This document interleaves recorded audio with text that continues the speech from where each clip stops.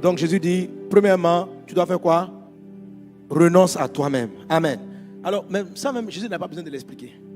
Parce que tu ne peux pas marcher avec une personne si tu ne renonces pas à toi-même. C'est... Viens encore. Marche avec moi.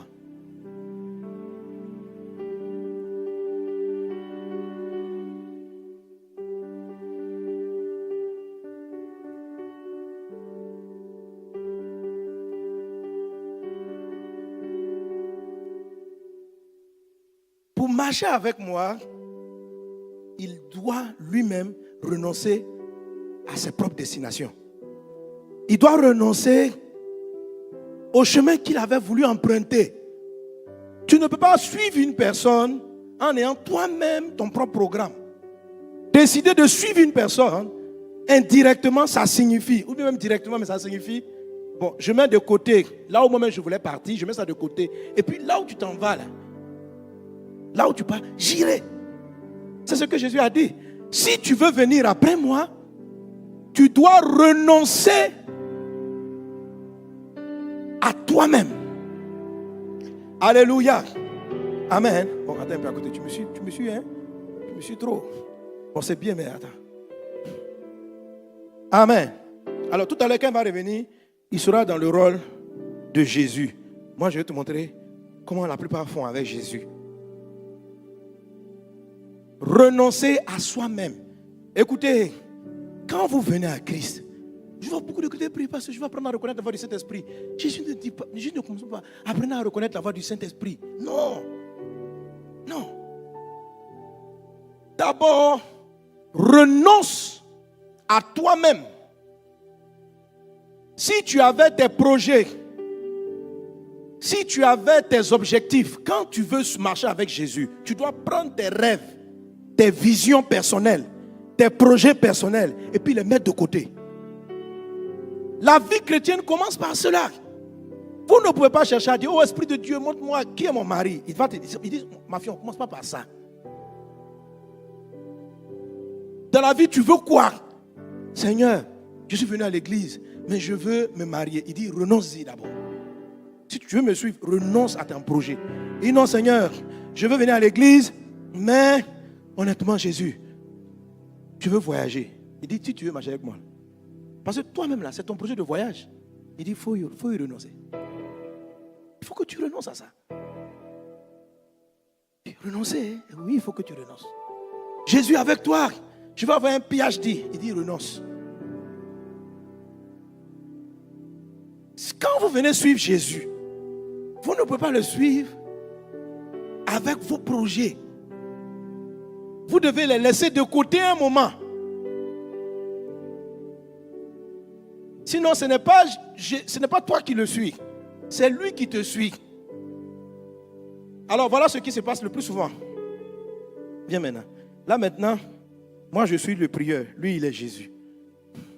Seigneur Jésus, je te donne ma vie. Sois mon Seigneur et mon Sauveur. Alléluia.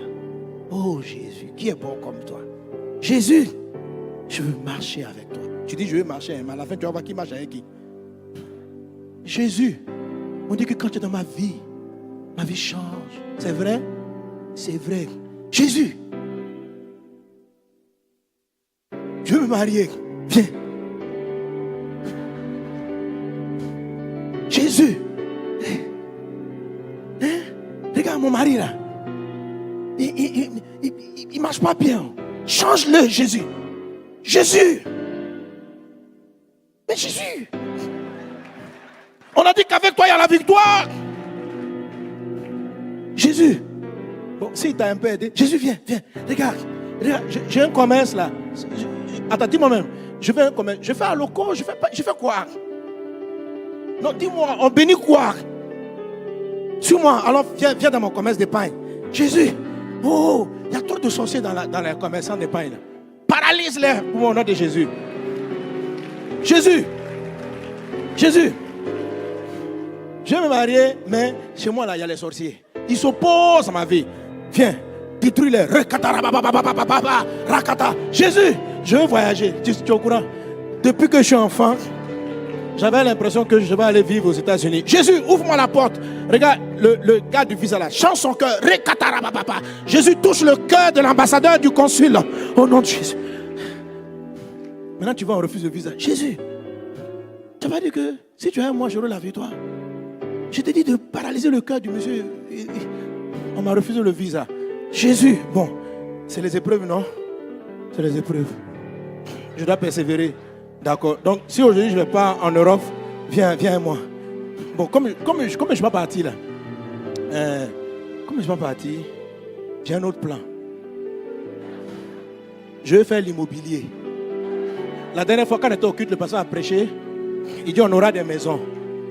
Donc, dans l'immobilier là, montre-moi quel terrain.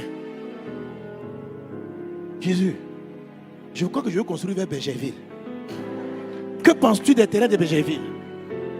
Jésus. Bon, tu te reconnais? Alléluia. Amen. Donc, dans cette affaire-là, qui marche avec qui? Qui suit qui? Mais vous venez à l'église, vous venez à l'église, on veut que Jésus les suive. Est-ce que vous avez déjà lu un verset qui dit je te suivrai? Jésus dit toujours aux gens, toi là, suis-moi. Ça veut dire qu'il a un programme. Ça veut dire qu'il a un projet. Ça veut dire que Jésus s'en va quelque part. Jésus nous demande, suivez-moi. Mais nous voulons que Jésus nous suive dans nos projets de mariage, dans nos projets de voyage. Nous voulons que Jésus nous accompagne dans tous nos rêves, dans toutes nos visions. Nous avons des plans et nous voulons que Jésus vienne après nous. Nous voulons que Jésus nous accompagne. Mais Christ n'a jamais dit ça. C'est la raison pour laquelle nous ramassons échec après échec, frustration après frustration, et nous ne lisons pas bien les textes. Jésus n'a pas dit je te suivrai. C'est toi qui dois le suivre. Toi qui dois le suivre. Toi qui dois le suivre. Dis à ton voisin, suis-le. Alléluia. On doit suivre Jésus et non pas être suivi par Jésus. C'est une vie. Nous vivons une vie chrétienne centrée sur nous-mêmes. Nous prions pour que Jésus s'occupe de nous, pour qu'il nous ouvre des portes. C'est nous qui sommes le centre. Tu es le centre. C'est pourquoi ça ne marche pas. Tu veux inverser le sens de la vie chrétienne. Tu as donné ta vie à Jésus, c'est Jésus qui a donné sa vie à toi. Tu dis, je t'ai donné ma vie, mais dans la pratique, qu'il te donne son pouvoir, qu'il te donne sa force, qu'il te donne ses interventions, qu'il t'ouvre les portes, qu'il te montre. Ça veut dire, tu es le centre de l'histoire. Jésus dit, si tu veux venir après moi, renonce à toi-même. Renonce à toi-même. Osons suivre Jésus, frère. Osons renoncer. Et nous allons voir ce qui va se passer. Tu peux t'asseoir. Amen. Qu'est-ce que Jésus dit? Alléluia. Il dit, Marc chapitre 10 à partir du verset 28. Marc 10, 28.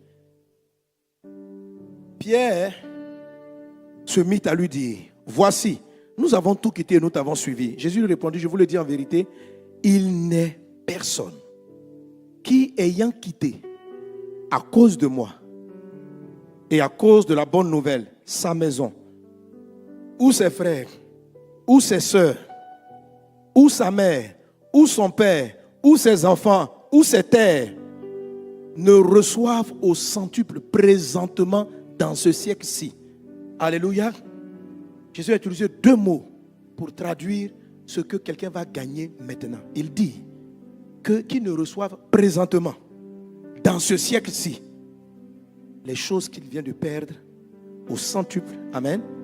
Qui dans ce siècle-ci, des maisons, des frères, des soeurs, des mères, des enfants, des terres, avec des persécutions. Vivent les persécutions. Amen. Et dans le siècle à venir, la vie éternelle. Donc, les maisons multipliées par 100, ce n'est pas au paradis. C'est dans ce siècle-ci. Les familles, la maison, multipliées par 100. Qu'est-ce que je suis en train de dire? C'est que ce qu'une famille, ce qu'une maison peut t'apporter, si tu fais ce qu'il a dit plus haut, tu vas recevoir ça 100 fois plus. Si une maison te donne du repos, qu'au préalable, tu as renoncé à ta maison.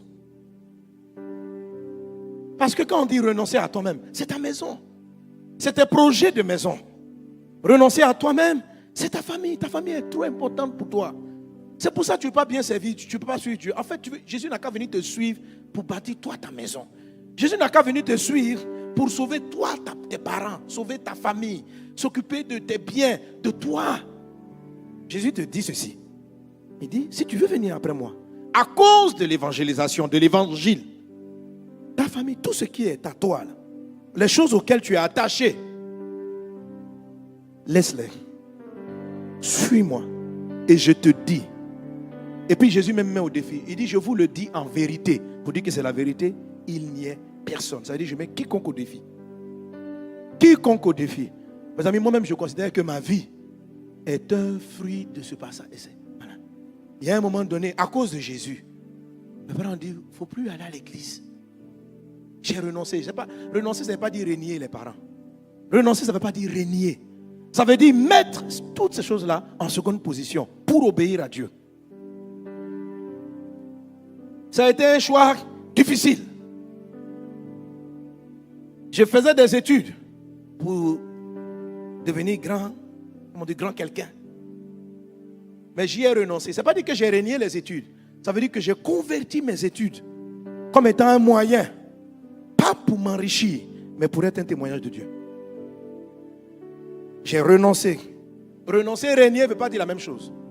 Renoncer, ça veut dire tout ce que ça m'apportait, je renonce à mes intérêts. Je fais en sorte que toutes ces choses-là soient pour tes intérêts. Si je viens à les perdre physiquement, que ton nom soit béni. Mais ma vie entière, j'y renonce. Je ne vis plus pour mon plaisir. Si tu veux marcher avec une personne, tu es obligé de renoncer à ce que toi-même tu avais prévu faire dans la journée. Si tu choisis, tu dis aujourd'hui, cette journée-là, je serai tous les jours avec Pasteur Sanogo, ça signifie que tu as effacé dans ton programme de la journée ce que toi-même tu prévoyais faire afin de savoir ce que lui il fait et de le suivre sur ce que lui il fait. Dieu dit, ose le faire. Quels sont tes projets pour ta maison? Renonce-y. Pour le royaume. Renonce-y. Et Dieu te met à l'épreuve. Il te dit, il n'y a personne qui l'a fait, qui n'a obtenu au centuple. Alléluia. Gloire à Dieu. Aujourd'hui, regardez, quand je vois tous ces milliers de gens, j'ai compris que quand tu perds ta maman, tu obtiens des milliers de mamans. C'est-à-dire le nombre de mamans, de papas qui t'écrivent pour te bénir. C'est-à-dire que les frères, c'est-à-dire j'ai mes frères biologiques qui sont là. Dieu les a protégés, Dieu les a gardés. Mais il y a un moment où dans la famille, tout le monde m'a regardé bizarrement. Mais je ne faisais pas pour les abandonner. Parce que l'appel. En fait, j'ai compris que Dieu a fait ça pour les sauver. Ouais. Dieu a fait ça pour les sauver. Est-ce qu'on est ensemble? Est-ce qu'on est ensemble? Renoncer, ça veut dire faire de Jésus ta priorité. T'investir sérieusement pour le royaume de Dieu. Amen, amen, amen. Le mettre en premier. J'ai dit, ça ne veut pas dire renier, mais c'est comme une autre priorité. La vision de Dieu, les objectifs de Jésus deviennent tes objectifs. Tu lis la Bible, non pas pour chercher à voir comment toi tu vas gagner tes examens, mais pour chercher à voir comment lui va gagner. Tu t'approches dans la prière, non pas pour chercher à ce que toi tu gagnes, mais à ce que lui il gagne. Ce qu'il gagne. Ça prend du temps de renoncer, d'être là puis de commencer à réfléchir aux autres pays, de prier pour eux. De prier. Alléluia. Votre amen n'est pas bien. Quelqu'un donne un bon amen. Quelqu'un donne un bon amen. Alléluia. Ça, c'est le renoncement physique. Il y a le renoncement émotionnel. Il y a le renoncement émotionnel. Dans le livre de Luc chapitre 9.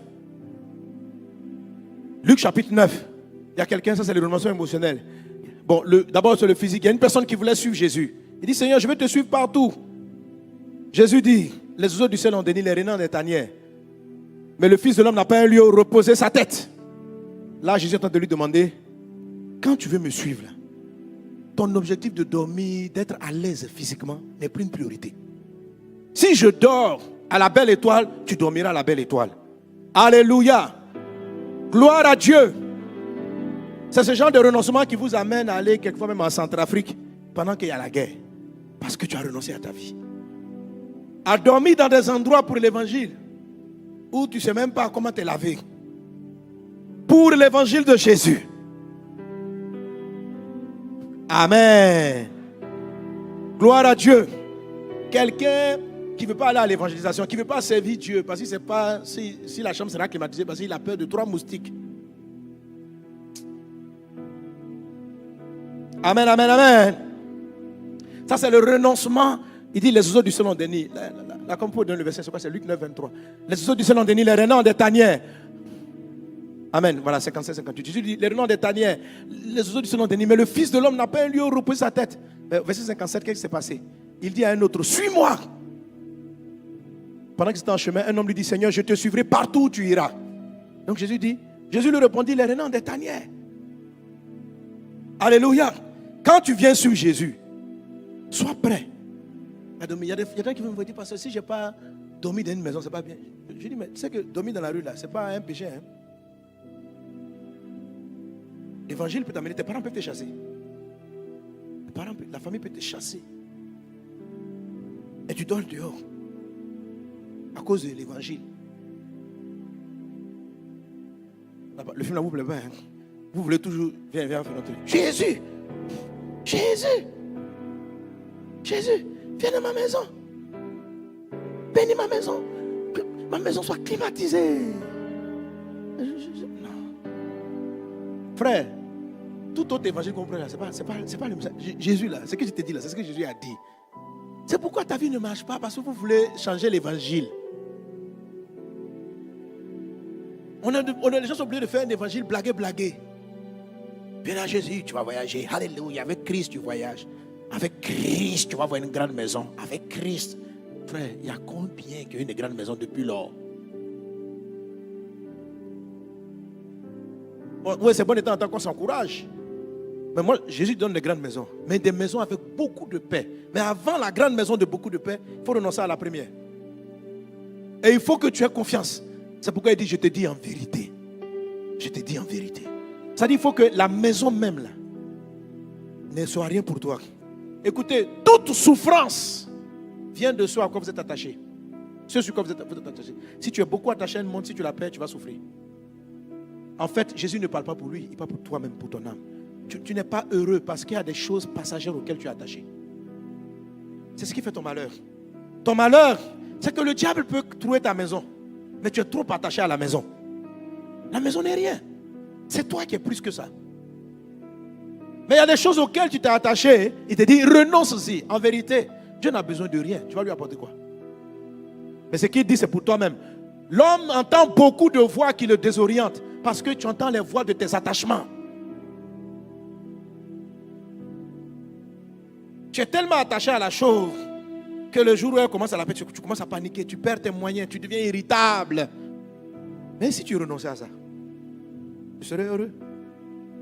Parce qu'une fois que tu renonces, Dieu peut te donner ça même par millions. Qu'il en soit ainsi au nom de Jésus. Si tu es attaché à l'argent, je ne te donne pas l'argent. Il te dit renonce à l'argent. Amen, amen, amen. Gloire à Dieu. Bien voisin, renonce à toi. Renonce à toi.